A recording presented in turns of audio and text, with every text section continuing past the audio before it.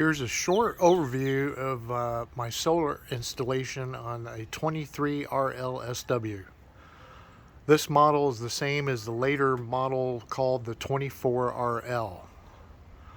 So each one of these panels is 100 watts. Now I have two of them. You could see that other one over there on that side. And I used a stud finder to find my rafters, and that allowed me to install the bolts, the lag bolts right here, screws into the rafters. The majority of them catch the rafters, but I think there's a few that are like this one would be in the rafter, and then this screw could be just in the decking. But I want to make sure each point had at least one screw into the rafter. And I bought these panels at Costco, and but you could get them at Renogy and Amazon. Is a lot of sources, and I can't remember all the parts where I got them, but I could tell you it was either Renogy or Amazon for sure. Like these, I like these brackets right here. They have a wing nut with a lock washer, so I could take these panels off if I have to get to the roof for any reason. And then I want to show you, I use this convoluted tubing. I believe I got that at Harbor Freight, and some quick disconnects right there. No, let me take that back. Those are special connectors, and I got those I think at Renogy. No, that could have been Amazon. Like I said, it was either Renogy or Amazon, but I did use both places for parts. And then that special cover right there, and that's very good there for aerodynamics and leakage. As you see, it's you know, the connections are made on the back side, so if you're in driving rain, you know, it's not going to force water into it. And then I just used tape there, that roofing tape there, to secure these plastic tubes. So it's worked out quite nice. Now these panels, I used, there was a piece of cardboard inside protecting it, and I used that as a template. And I found that this was the best place, and if I ever want to add any more solar, I could do so back there. So let's take a look at the rest of it. But it is a lot of preparation, figuring out where you're going to run it and all that. But I think I've found the best places to run this wire. And I do not have an inverter. Maybe down the road, but right now our solar is doing is, you know, exactly what we wanted. We wanted to keep the battery charged, and while it's sitting here at the house, or when we're boondocking, takes care of the battery. And so that's good. And if we want to run the AC, we just use a generator if we don't have shore power. So let's go inside here. I meant to get this video out a long time ago, and we were on a 5,000 mile trip, just got back here a few weeks ago, and had all kind of stuff to do once we got back. Let me go get my flashlight. It's a little dark in that cabinet there.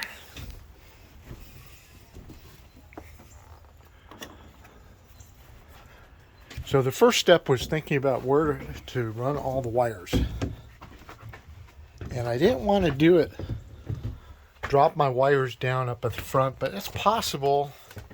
But I was afraid of that curvature right there. So I didn't want to get that scoop that's up on the roof and that curvature.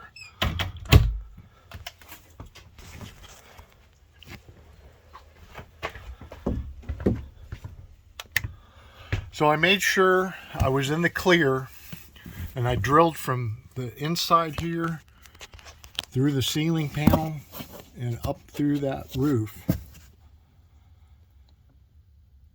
And I knew that there was no structure as far as rafters right here. So, and then I brought it down. Sorry, the cabinet's full of towels and stuff. But I had to make a notch in this, believe on this shelf, maybe it was it was the one down there. I ran it in that conduit, and I'm going to show you here at the very bottom. Now this is the closet as soon as you walk in the door. And that's where I went through the floor. And there again, I used a small drill at first to make sure I wasn't going to hit anything, and then used my spade bit to get through this floor material. I sealed around there. So now you know where it starts from the roof, comes down inside here. And now let's go outside. I'll show you what's going on there.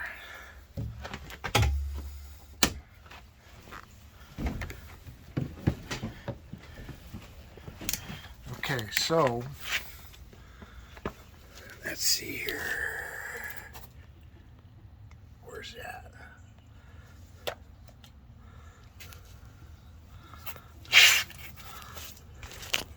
Let's see, okay, right. See if I could get the camera there. Anyway, it comes down through the floor, and there I have some more of that convolute tubing. And then I took a PVC pipe, and I've got it clamped right there. Let me get that flashlight. See, it's clamped, and I sealed the end, and I have it running. This was, I didn't have to drop the underbelly covering for this, so that was good.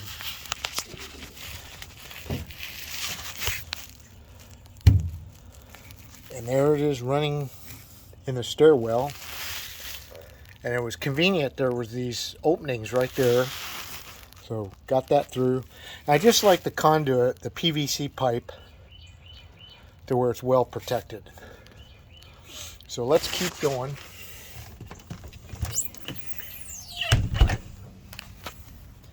Well, before we get all the way up front, I want to show you where I put the controller. Right here. That's called the Wanderer by Renogy. And you see the blinking light, that's the photovoltaic panels. And so even as it's getting dark, there's still a little power being supplied through the solar panels. And I got that convoluted tubing through there to protect the tires, wires going through that hole. And then there's another wire here. And I believe that's the, I'm not sure what that one wire is there. But there's 4 right here, and then that single wire.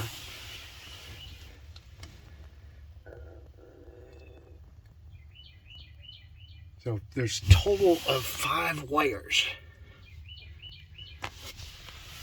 And this controller here could be set up with lithium. I have a AGM battery, and I just didn't feel like, you know, spending the money on the lithium. Maybe down the road, if you do, you have to get a special inverter if you want to try to use your solar for AC. But we just use our solar for our lights, our water heater, electric on the water heater. We have gas too. And our furnace, that's the important thing, is the furnace to run during the night.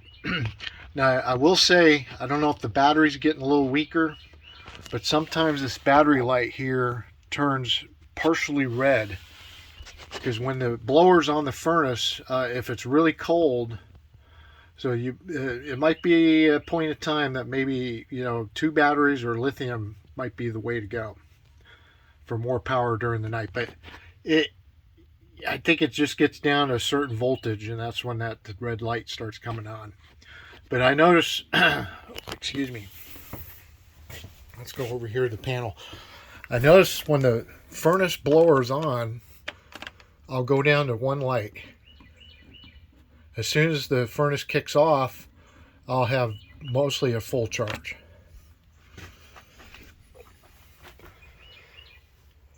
But this last trip, there's a lot of cold nights. We went all the way to California, and some of the towns, even Arizona, was colder during the night. So let's continue this routing here.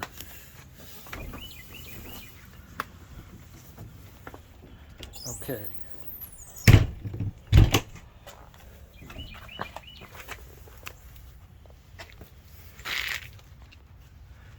Can't see. Well, let me get this camera. There's the conduit, and you know, these little side brackets that fits right in between there. And I kept it in the conduit, and then at this point on the pass-through storage,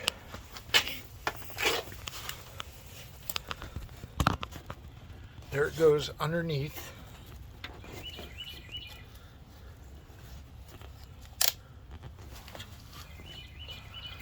Up through a hole. Not getting this camera the right spot, but let's look at it right here.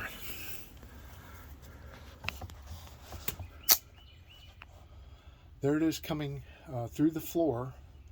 This is the pass-through storage, and you'll see all my wiring, and that's where it goes through to the controller by the bedroom there. Now, I have a shut-off here because you really want to be careful. Before you disconnect the battery, you want to turn this off. Because if your controller is supplying, actually I have a breaker here, I think that's what I would do first. Because what you want to do is make sure your solar is powered off before you disconnect the battery. Otherwise you could damage the controller.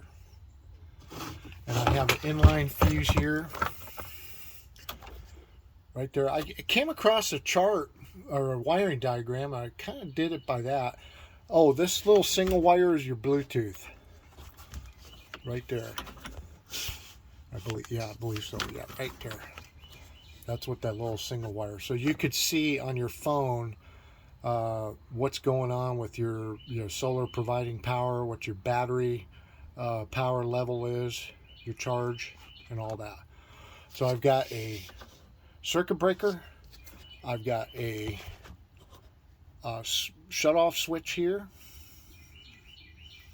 So like I said, you do want to disconnect this controller before disconnecting the battery.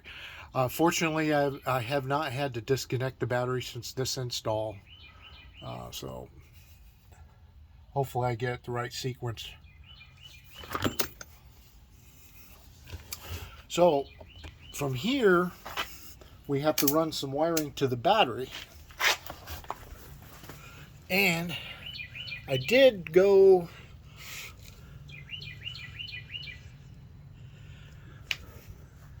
let's see.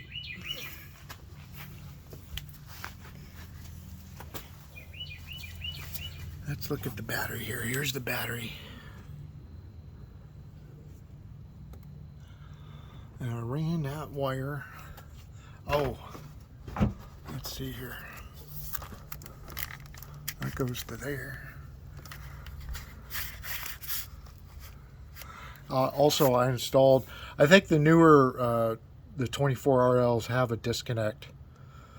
But like I said, you would not want to turn that off before your controller. In other words, you don't want your solar panels supplying juice to the controller with the battery not hooked up. But let me see here. Okay, that's just a cable there for my battery lock.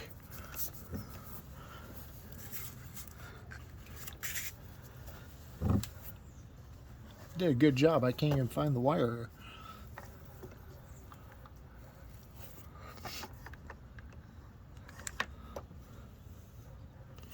Well, you're gonna hook up because the power has to go from that controller to the battery.